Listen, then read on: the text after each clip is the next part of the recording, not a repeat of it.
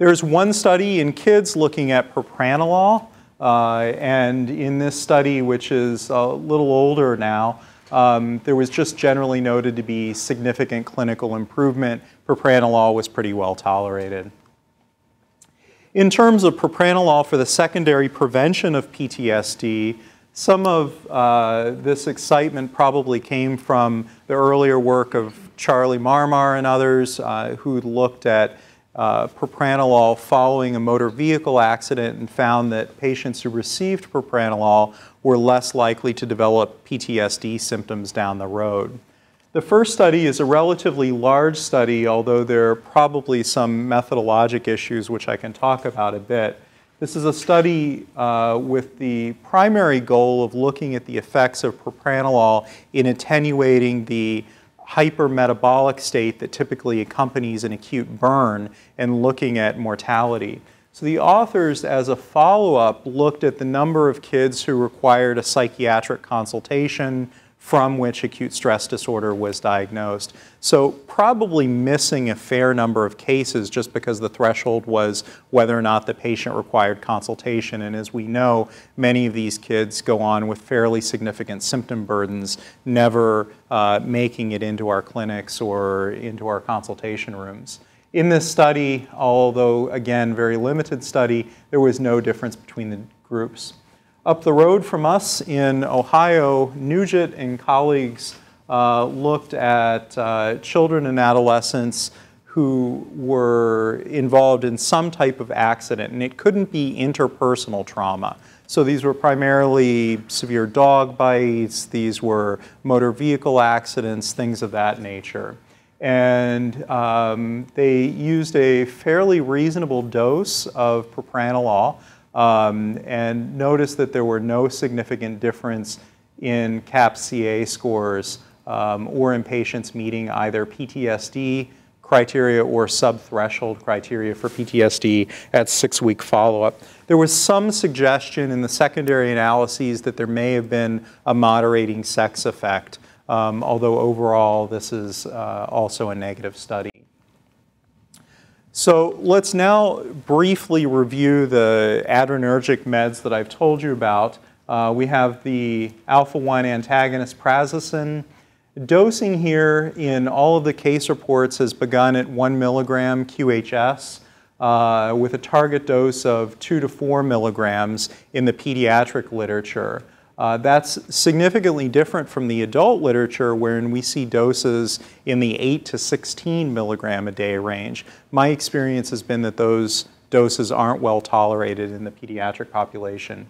We also have clonidine and some suggested dosing guidelines here, as well as guanfacine and also propranolol, and then their associated side effects. We'll now talk about the second-generation antipsychotics in patients with PTSD, as we know that these are frequently used off-label in treating kids with post-traumatic sequelae. There are relatively limited data to guide us in this regard. In terms of quetiapine, we do have open-label trials and retrospective reviews in adults with PTSD symptoms. There's also a 12-week double-blind placebo-controlled trial of quetiapine that's underway in adults with PTSD. I believe that's actually quetiapine XR, although I didn't check on clinicaltrials.gov. There's one study, which is an open-label study, looking at a group of adolescents with PTSD who were between 15 and 17 years of age. And in that study, using flexibly dosed quetiapine between 50 and 200 milligrams over the course of 6 weeks, there was improvement in trauma symptom checklist for children scores. This is a nice instrument in that it converts the scores to T-scores, which are corrected for age and sex. And you see here that there were decreases from an entry CAPS-CA score, TSCC score of 75 to 54. The TSCC also has a number of domains, including anger and aggression, anxiety, depression, dissociation, as well as overall post-traumatic stress symptoms. And there were noted to be differences for a number of the subscales as well with quetiapine treatment, which was generally found to be well tolerated as well. In terms of risperidone, we have a number of double-blind, placebo-controlled trials and open-label studies in adults with PTSD that support its efficacy.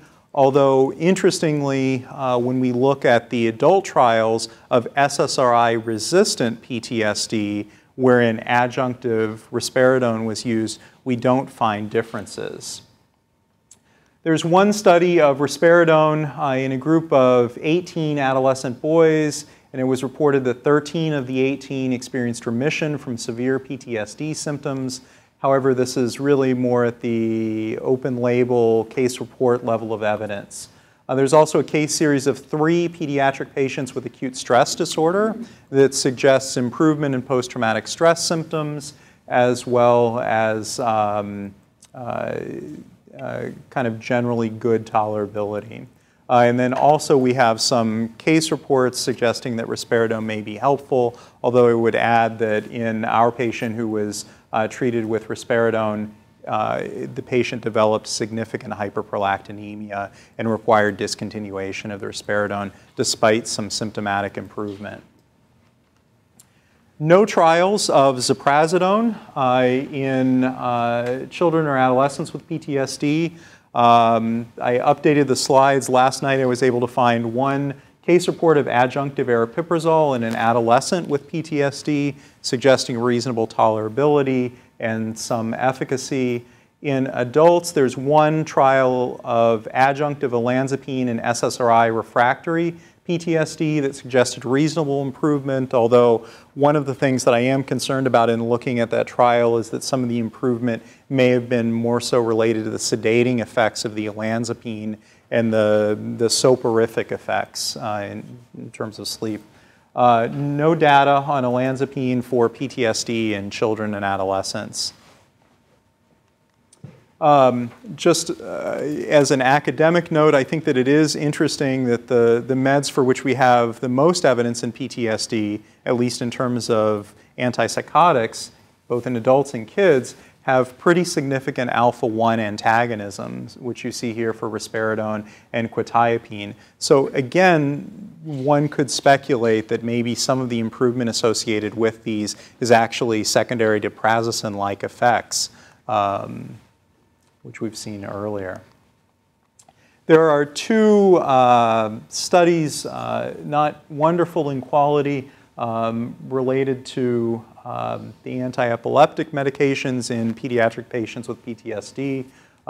These populations are fairly comorbid with other disorders, including mood disorders, including bipolar disorder. In the first, which looked at carbamazepine, youth age 8 to 17 with sexual abuse related PTSD were included.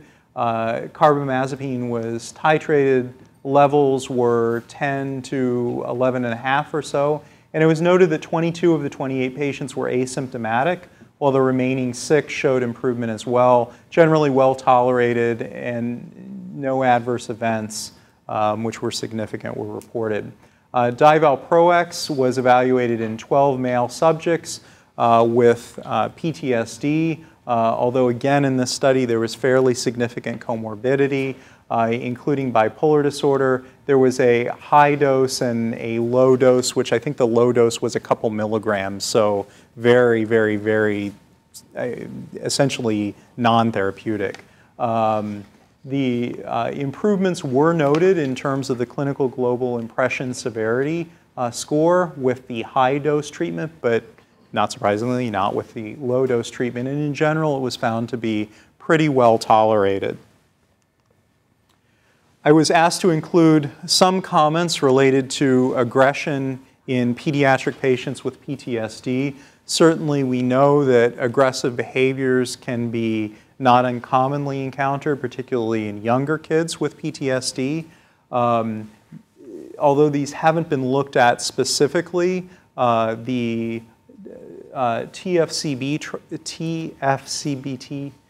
trials have generally looked at TSCC scores wherein we have anger and aggression subscores and have generally found improvements associated with this therapy. I would probably defer to the later talks today, I think including Dr. Carell's talk related to the management of aggression, but would just note that there are some improvements in aggression which occur secondarily as these kids with PTSD are treated with evidence-based psychotherapies. Certainly, there's no direct evidence in terms of specific psychopharmacologic interventions for aggression in kids with PTSD, although that's something that we can talk about a bit later. So here is kind of the standard levels of evidence for these various psychopharmacologic interventions in kids with PTSD, coming from our JCLIN Psychiatry Review published a couple years ago, in which I didn't include in your handout, but I can certainly make that available to you. What we see here is that really for most of the interventions, we're at the level 4 evidence level. So really talking about open label trials. The exception being for SSRIs, wherein we have negative randomized controlled trials. So I'll now move into some of the other medications. Again, just flashing back to the practice parameters from ACAP published a few years ago, and these suggest that there may be alternative interventions to SSRIs which may confer some benefit in these kids with PTSD, including non-SSRI antidepressants, mood stabilizing agents, and opiates. The opiate comment I'm certainly not recommending for various reasons, although there was an interesting paper published back in 2001 in the Orange Journal suggesting that in kids who were hospitalized for acute burns, the dose of morphine that was administered inversely correlated with the subsequent PTSD burden. And many of you probably saw the similar article in Iraq veterans with PTSD, wherein there was an inverse relationship between PTSD symptoms and opiates received in the field. And that was picked up on, I think, quite a bit by the lay media. Certainly, we don't have any studies of opiates in kids or, to my knowledge, in adults with PTSD, although we are doing an ongoing study of tramadol in adults with PTSD.